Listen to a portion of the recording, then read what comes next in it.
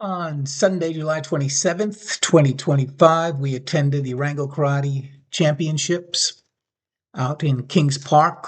That's Long Island near Smithtown. And it was an excellent tournament. There was a lot of good competition in terms of fighting and forms, and there was a lot of martial arts royalty in attendance. And we'll get to that in a second. But this was also the first time that I got to see Sensei Anthony Arango's son in action. His name is Antonio Arango. He's 21 years old now. Excellent martial artist and a triple threat: forms, fighting, and weapons.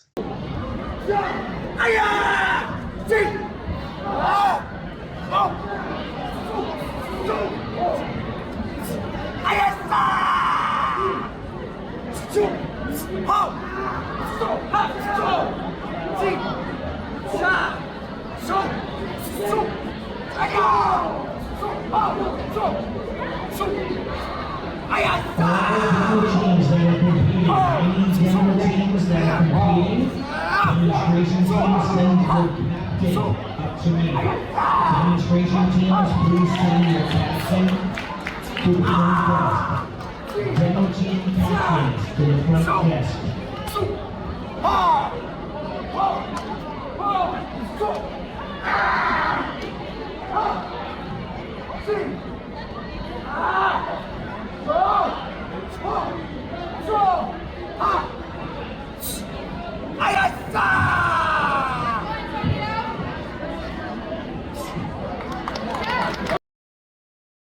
And first up on our list of martial arts royalty, none other than Shihan Derek Williams, the man that put Unsu on the map. Definitely one of the OGs in the art, and excellent martial artist. The first time I ever saw Derek Williams, I was on a subway train in the Bronx on the 2 train going into Manhattan on my way to a karate tournament. And Derek Williams sat across from me with his girlfriend. He had a gym bag with him. I didn't think anything of it. So it turns out we were both going to the same tournament. And then I saw him perform that day, forms and fighting. And I was like, wow, that's the guy that I just sat next to on the subway. So Shihan Derek Williams, much respect to him.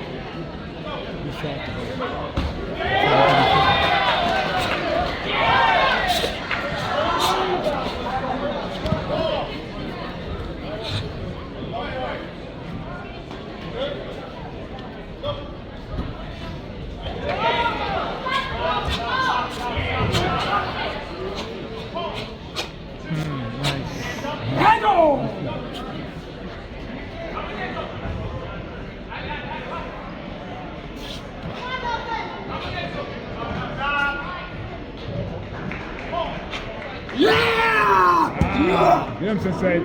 Work it, Shion. Right? Yeah. You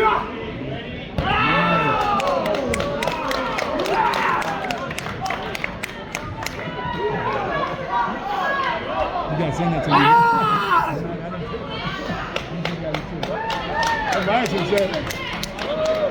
Derek Williams from the Bronx, New York, performing Unsu. And no doubt he just took first place. So Derek Williams took first place in his division and then advanced to the Forms Grand Championship. And the competition included from left to right, representing Shaquille Warriors, Abu Yusuf Dorch, Darren Aviles, one of the OGs from the Arango system, Derek Williams in the center, Antonio Arango standing next to him, and the women's divisional winner, whose name I didn't get. organization with a successful definition that's made up of us.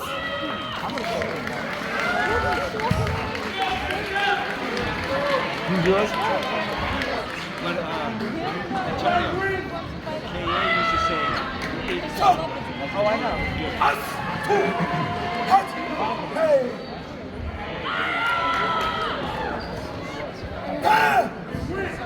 Hey. Us.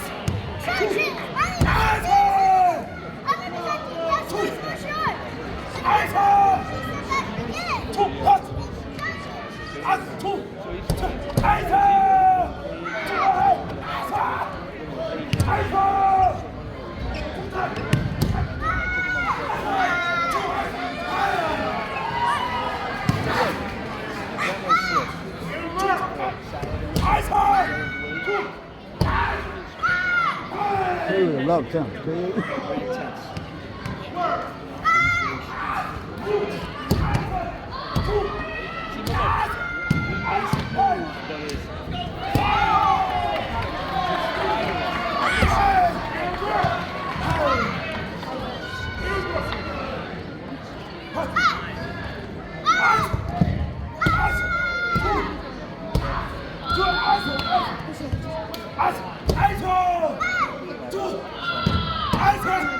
Come on, Maddie.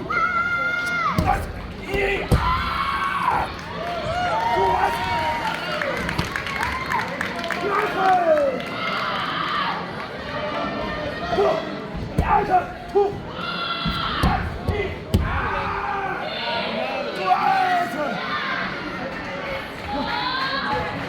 stance.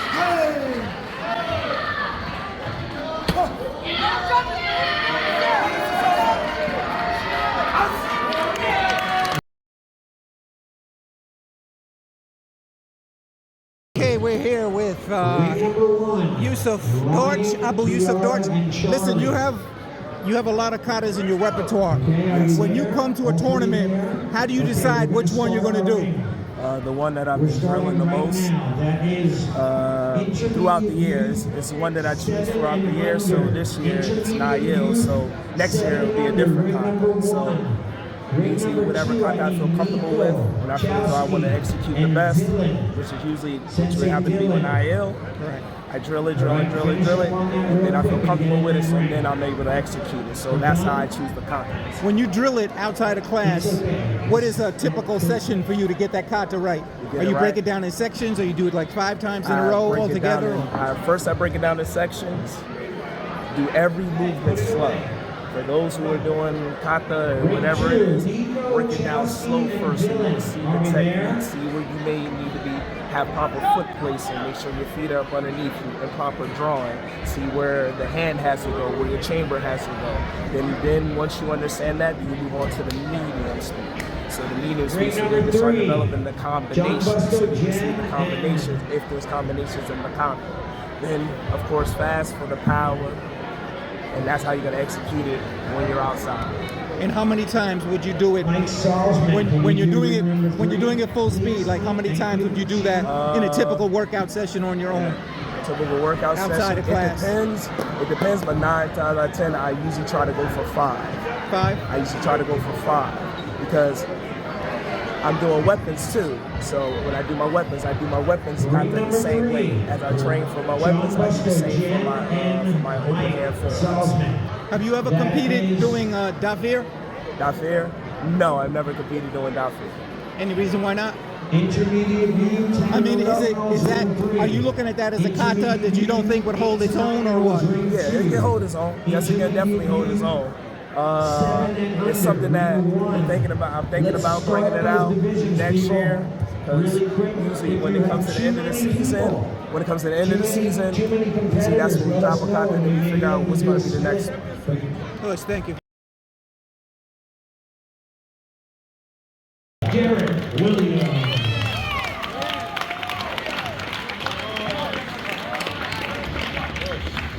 Let's get our photographer. Where is he? Danny's right here. Let's get a good picture. Since Yamu.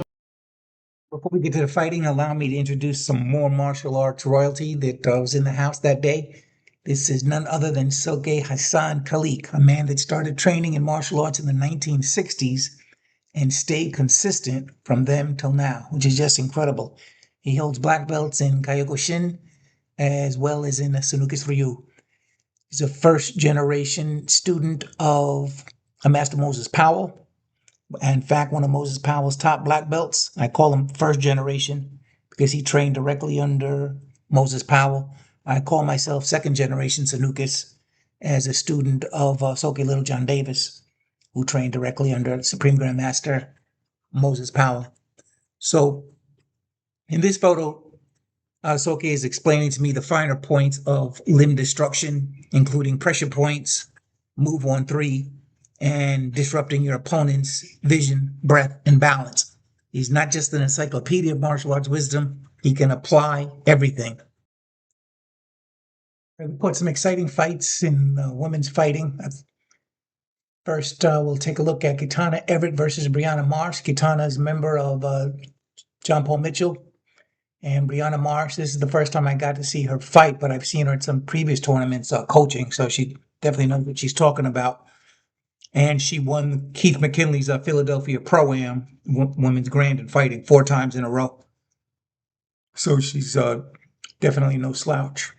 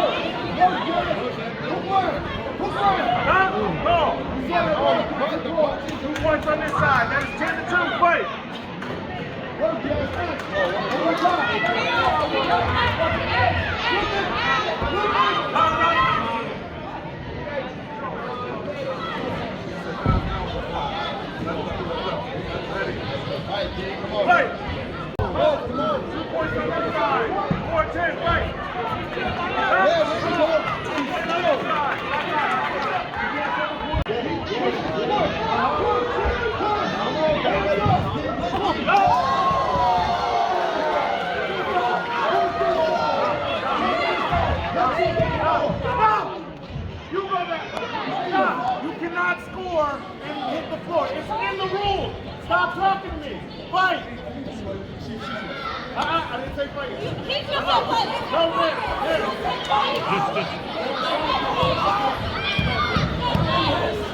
Are you ready? Yes, sir. Fight. Reverse punch. Fight.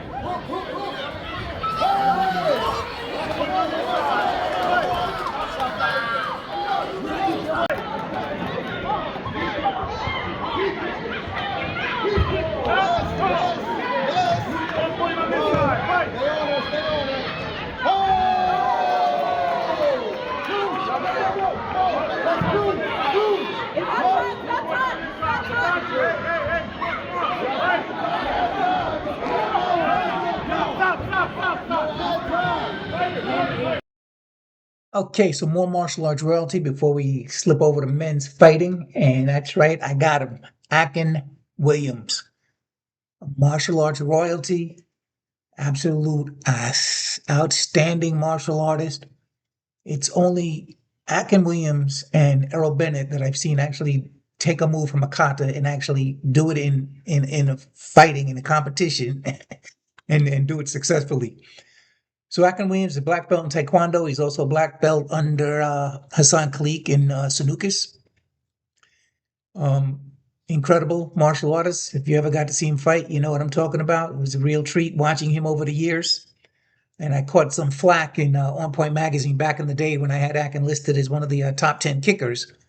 And people were like, oh, how could you have him above this guy? How could you have him above that guy? Well, the fact is that he fought one of the other top 10 kickers on the list and beat him by out kicking him. So I don't know what other criteria you want to use.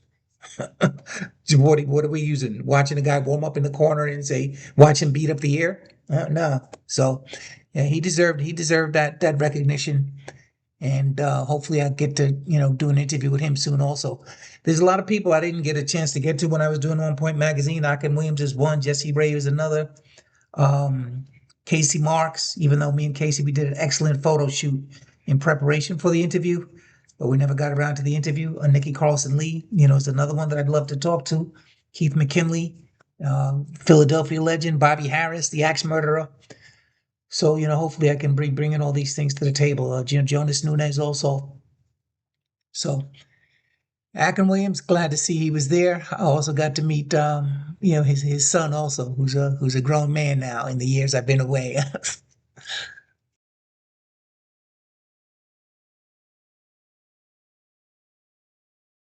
Oh, people, there's a new sheriff in town, and his name is Tyson Ray out of the Bronx, New York. This is Jesse Ray's son, and he swept the men's fighting grand championship and $1,000 prize money. Here he is in this photo, standing next to the promoter, Anthony Arango, and to Tyson's left, almost out of the frame, but with the glasses, that was Nathan Ingram, who I met for the first time. But Tyson Ray, he's going to be difficult. He's a problem. His initial first step, that blitz, like unstoppable, uses the ring extremely well, excellent timing, and very high fighting IQ. So that is a dangerous combo for anybody standing opposite him in the ring. So let's check out a couple of his fights. Points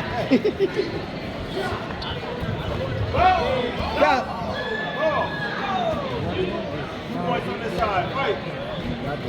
That's 2. 2 points on this side, fight.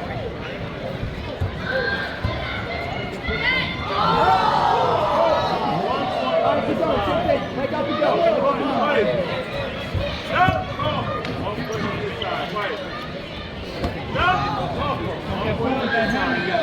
Gotta mix it up now, bro.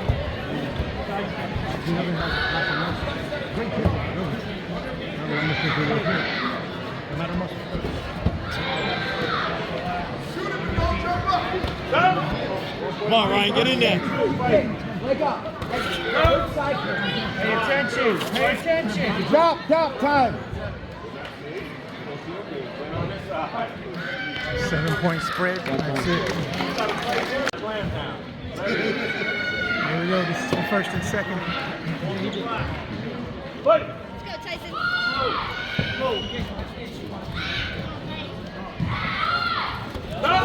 Yes. 1 point on this side.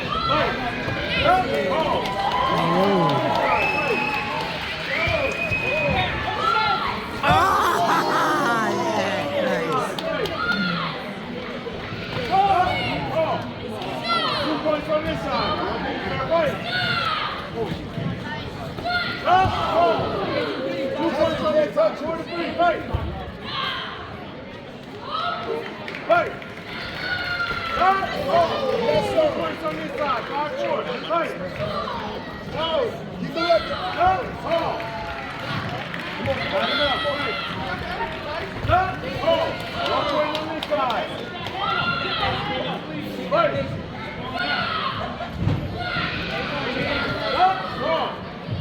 1 point on this side. Both hands, buddy. Stop time.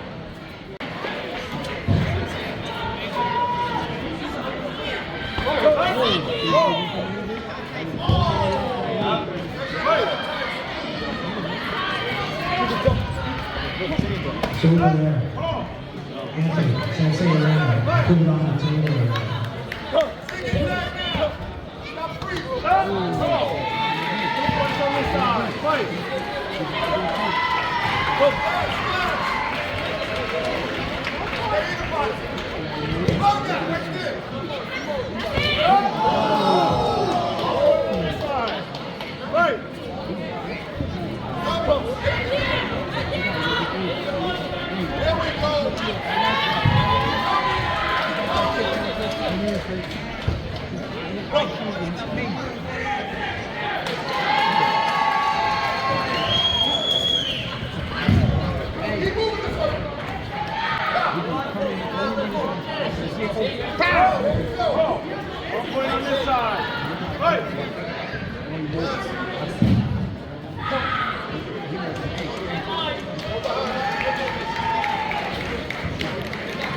That lateral movement from Tyson Ray is causing all sorts of problems.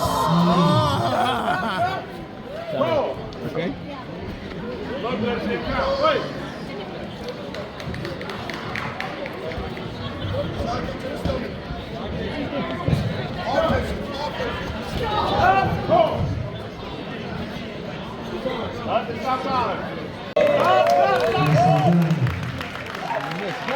Next up.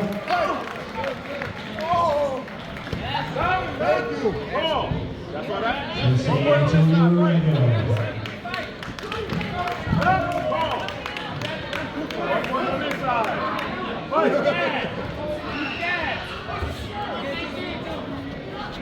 To the side, kid. Take hook side.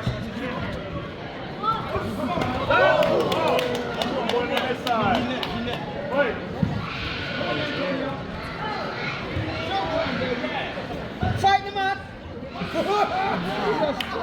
Good talk, good talk. Good talk,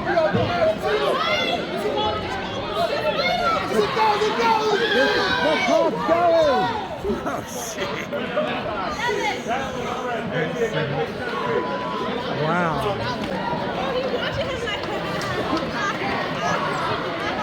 Tyson was too explosive. That initial move was ridiculous. And the man in blue got tired towards the end. I told you there was a lot of martial arts royalty in attendance at the Arango Karate Championships. And here we have the legendary Abdulaziz wearing the Malcolm X shirt. And standing to my left, the rising legend, Kevin Thompson Jr. Two outstanding competitors and instructors that are breathing new life into me as we speak. Speaking of martial arts royalty, Master Fast Feet Fontanez was in attendance. And not only was he in attendance, he also competed. We're going to look at a couple of his fights in a minute and do a breakdown on one of them. His accomplishments are just, too many to list. But in terms of martial arts royalty, he's competed in the 70s, 80s, 90s, 2000s, 2010s, and now the 2020s. And he's made a name for himself as a fighter.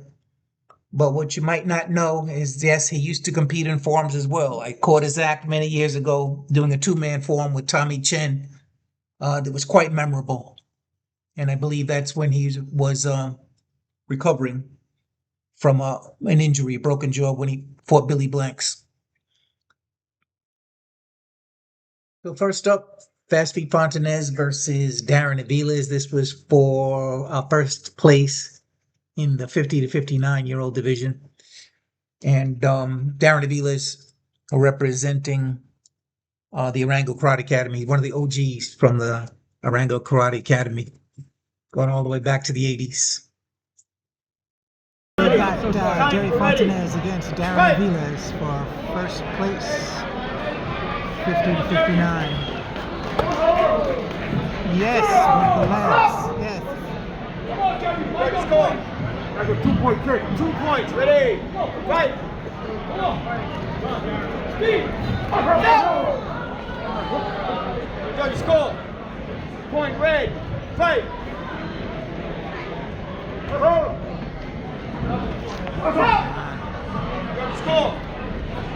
point, ready, fight.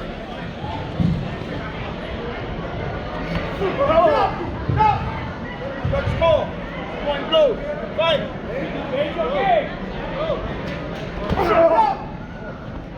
Let's go. Fight.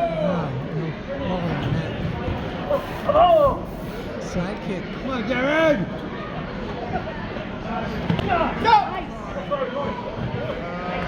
Let's go. Oh my God. Point red, fight.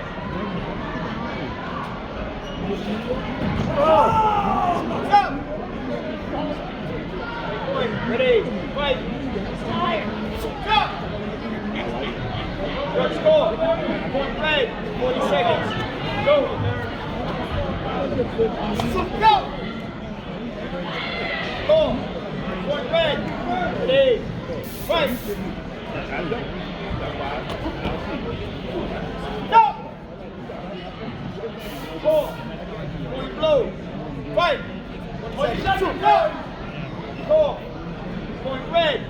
Fight. Score 7-2, Jerry winning. Go. That is a hand combination. Point red. Point. 10 seconds. Fight. 5 seconds. 5 seconds. Go. Go. Point blue. Time. Final score 8-3.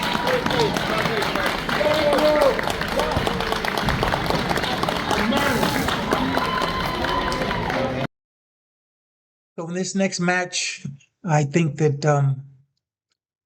Jerry could have made the fight a lot easier by controlling the distance more. The man that he was fighting, don't know his name, but he was a swifty and very fast on his feet.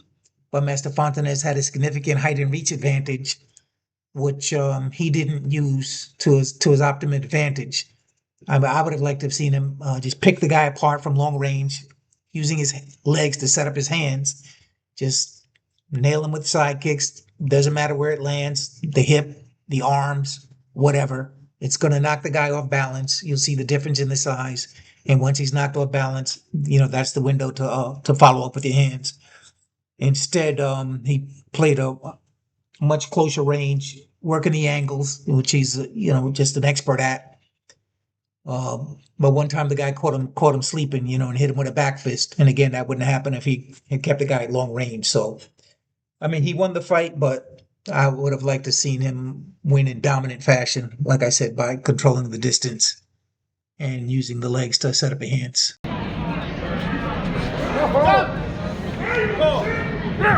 Point. Right. Fight. Go. Go. Point. You gotta Blue. open your eyes. Ready. Fight. Fight. Don't talk. Fight. Stop. Go. Oh! Point. Fight. Wow!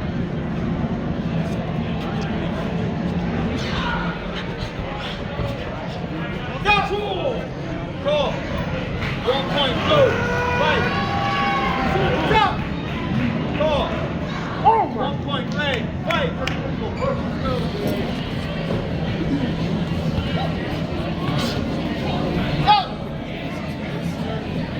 Hey, 2 point. Fight. In the left. 2. Go. Go. 1 point. Red. Fight. Wow! Go. Go. 1 point. Red. Fight. Go. Go. 1 point. Blue. Fight. Go. Go. Call, make a call. You gotta be decisive. You good? Come on back. Wow! You guys suck. Keep him at long range. Keep him at long range. Ready? Go a little bit, sir. 4, 3. Fight. Go. Go. Oh my! Hey. Fight. Fight, man, this fight. Body kick. Yeah. Go. Go. Ready? Fight. Fight. Get him on. 1 second. Stop. Go. 1 point blue. Fight. 5 seconds. Go. Yeah. Go. 1 point red. Time's up. Next point red. Ready. Green point. Ready? Ready? Going into sudden death now. Go. Enough. Fight. Get him up. Go.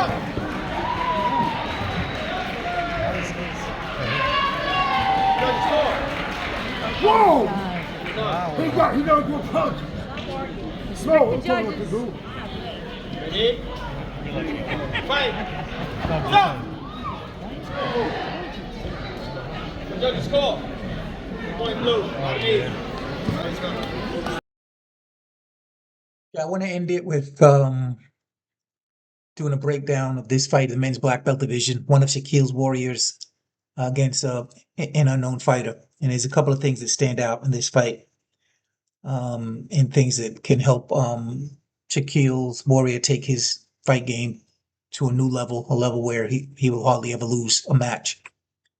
One is when the referees bring you to the center of the ring to start the fight. If you draw an imaginary line between the two fighters, the fighter that crosses that line first is going to have an advantage. He's positioning himself in the minds of the judges as the aggressor, and their attention is on him. It's just human nature. If he crosses that center line first, he's capturing the judges' attention. Their eyes are on him, and he's got a greater chance of scoring with whatever technique he's launching. So you'll notice in this fight, I saw Shaquille's warrior crossing the line first. He only did it once. In all the other times, the other guy did it first. Okay, so the second thing is incorporating footwork drills into your fight training, right? You've got to incorporate footwork drills. And specifically, I'm talking about moving and using the ring better and cleaning up the blitz. Got to get the 3 basic blitzes down pat. And then we're talking about movement, using the ring. Why? Because we know that a moving target is hard to hit. And movement can also set up the offense, right? You want to set up your offense because just like before you sit down to eat dinner, you set the table. And so you're in a better position to receive the meal.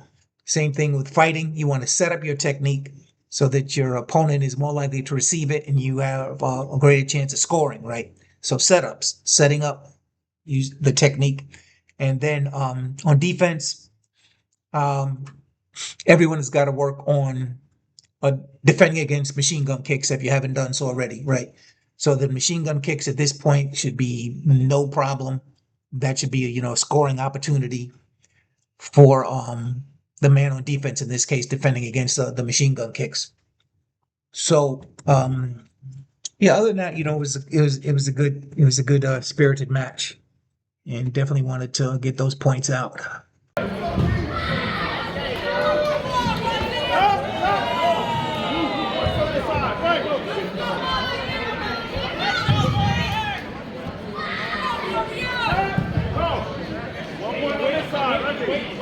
You waiting that long? You need to go. Last call, time penalty for self-defense. Last call. Hey, stop waiting. Stop waiting. Let him stop working. Stop. Hey, let him finish. Stop. Stop this. Come, get the leg up first. Leg up first.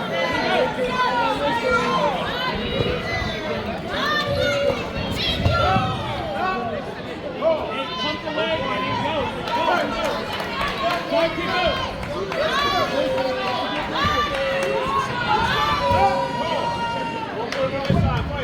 Stop waiting now, move. One point on this side. Keep the leg up. Move it. Keep the leg up. Fight. Okay. Keep the leg up. Keep the leg up. Fight. Stop! Go! 1 point on this side. Fight!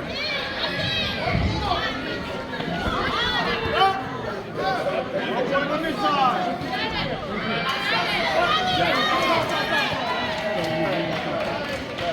11-3, 7-point spread.